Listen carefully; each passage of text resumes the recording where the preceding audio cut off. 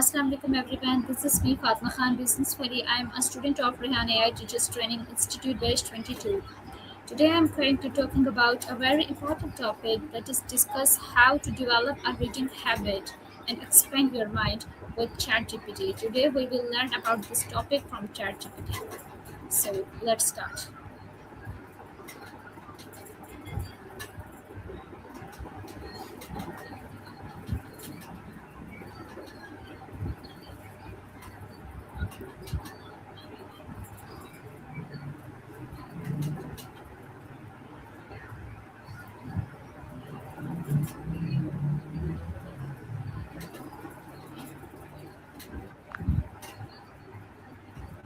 Hello ChatGPT. Hey, great to hear from you. What's on your mind today? Today I want to learn about the topic is how to develop a reading habit and expand your mind. Oh, that's a really awesome topic. I feel like reading can be such a game changer. What part are you thinking about? Like practical steps to get into a habit, or maybe what types of books expand your mind the most? So, my first question is about habit. What is your reading habit? Great starting point. So, a reading habit is basically making reading a regular part of your daily life, like something you do without even having to think about it. It's not just reading once in a while, but building a rhythm, like a daily time or a set number of pages. And once it clicks, it kind of becomes second nature. Why is reading habit important? Yeah, absolutely. I mean, reading regularly builds so many skills like focus, critical thinking, and even empathy. Plus, it just opens up this huge world of knowledge and perspective. So, over time, it really expands how you think and what you know. Okay, how can we develop a reading habit? Ooh, yeah, there are a bunch of ways. You could start small, like set aside just 10 or 15 minutes a day, keep a book by your bedside or in your bag so it's easy to reach for, and maybe mix up genres so you don't get bored, or set goals like finishing a chapter before bed. Little by little, it adds up. Okay, how much time must should we spend on reading daily? There's no one size fits all, so it really depends on your schedule and goals. But even 20 to 30 minutes a day is super effective. If you can do a bit more, like an hour, that's great, but consistency matters more than sheer length. So just pick a time that you can stick with. Which book are best for beginners? Good question. I'd say it depends on what you're into, but some classics for starting out are things like The Alchemist by Paulo Coelho, or maybe something like Harry Potter if you want a fun, easy adventure. Graphic novels are also super approachable, like Smile by Raina Telgemeier. Just pick something that sparks your interest. Okay, how does reading expand the mind? Yeah, that's such a cool thing. So when you read, you're exposing yourself to new ideas, perspectives, and knowledge that you just wouldn't encounter otherwise. It kind of stretches your thinking, helps you see the world in different ways, and it gives you a deeper understanding of yourself and others. Okay, so does reading improve vocabulary? How? Oh, totally. The more you read, the more words you come across, especially in different contexts. So you naturally pick up new vocabulary, see how words are used, and it just kind of sticks. Plus, it gives you a sense of rhythm and flow in language. Okay, so what are the benefits of reading for students? Yeah, it really is. And on top of that, it boosts focus and concentration because you're training your brain to stay engaged with a story or topic. So, all around, it's kind of a mental workout. Okay, how can we reduce mobile usage and start reading? Yeah, that's a big one. So, a good trick is to set specific times when you put the phone away, like an hour before bed or during a break. You can also use reading apps, which give you a digital library but keep you off other distracting stuff. So, it's really about building that little boundary. What is the best time for reading? Ooh, it really depends on you. Some people love reading in the morning before the day gets busy, while others like winding down at night. I'd say pick a time when you feel most relaxed and not rushed. Then reading just feels natural. What should we do if reading feels boring? Yeah, that happens a lot. I'd say don't force it, just experiment with different genres or styles. Graphic novels, memoirs, even short stories can be a fun start. And sometimes just lowering the stakes, like reading for enjoyment, not as a task, can bring back that spark. Okay, do friction books help in developing reading habits? Oh, absolutely. Fiction is awesome for that. It pulls you into a story, so you kind of forget you're even reading sometimes. And once you get hooked, it just naturally becomes part of your routine. So, yeah, it's a really great way to build that habit. What can we learn from non-fiction books? Oh, tons. Nonfiction is amazing for learning new skills, understanding history, or just broadening your knowledge about the world. You can get insights into science, business, personal growth. So, it's like a direct line to practical knowledge. What is the connection between reading and learning? Yeah, they're super connected. When you read, you absorb new information, different perspectives, and ideas you might not have encountered otherwise. And that in turn kind of fires up your curiosity and critical thinking. So, reading is like a supercharger for learning. Can audiobooks replace reading book?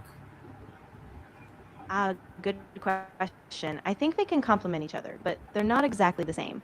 Audiobooks are awesome for multitasking, like listening while you walk or drive, but sometimes the act of reading on the page helps you remember or focus more deeply. So, ideally, a mix of both can be great.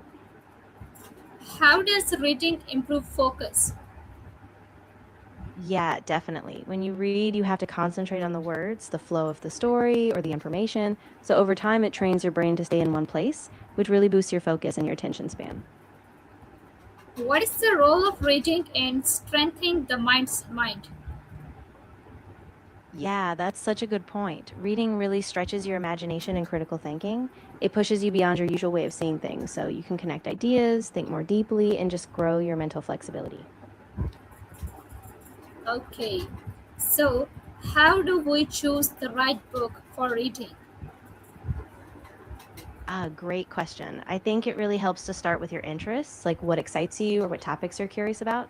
You can also look for book lists, like bestsellers or recommendations based on things you love. And don't be afraid to sample a few. Just see what grabs you. Okay, how can we improve reading speed? Ooh, nice. So, one way is to just practice regularly. Try to set a steady pace and avoid subvocalizing, like saying the words in your head. You can also use tools like a finger or a pointer to guide your eyes, and over time, you'll get faster. Okay, does reading reduce stress? How? Yeah, for sure. Reading can be super calming. It kind of slows down your mind, especially if you pick a quiet, comfy space. And when you get absorbed in a book, it kind of pulls you into a different world. So it really reduces stress and lets your mind unwind. What is the relationship between reading and imagination? Oh, they're totally connected. When you read, you visualize the scenes, the characters, and all those details, even if they're not described in full. So it's like a workout for your imagination. You create entire worlds in your head. Does reading contribute to success? How?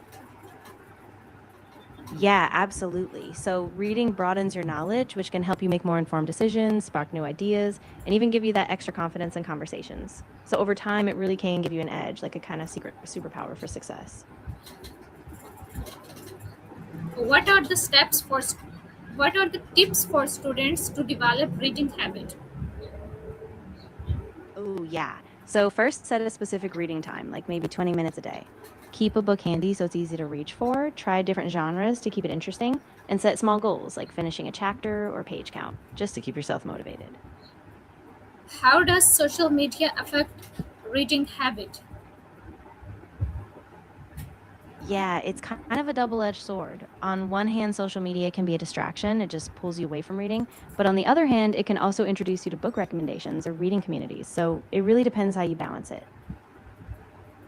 How can parents help children develop reading habit? Yeah, absolutely. Parents can set a great example, like reading together or just having books around the house. They can also set a routine, like a bedtime reading ritual, and let kids pick books that interest them. That way, reading feels more like a fun habit than a chore.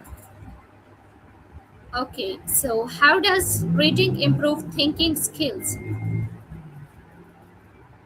Yeah, so when you read, you engage with complex ideas, you follow arguments, and you see how other people think and reason. So it kind of trains your brain to analyze, synthesize, and think more critically. So it's like a workout for your mind. How many pages should we read daily? Yeah, there's no strict rule. It really depends on your pace and schedule. Even just a few pages a day, like 10 or 20, adds up over time. The key is consistency. So pick a number that feels doable and just keep at it.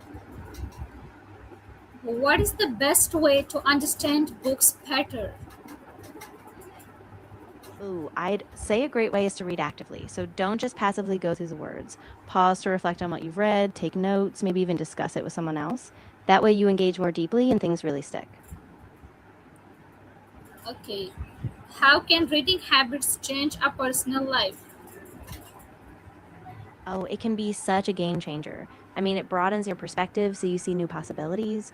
It boosts your confidence because you have more knowledge to draw on. And it can even help you manage stress just by giving you a calm, quiet place to retreat to. My last question is this: how we develop reading habit in or on even if we have no interest? Ah, yeah, that can be tough. I think the key is to start super small, like just a few pages a day and pick things that feel really easy or relatable, maybe even short articles or fun blogs. And once you get into it, that interest might start to grow naturally. Okay, thank you, ChatGPT. You're so welcome. I'm really glad we could chat about it. If you ever want more tips or just want to share how it's going, I'm here. So that's all about the conversation. I hope you learned something new in this conversation. Thank you so much, everyone, for listening to me. Allah Hafiz.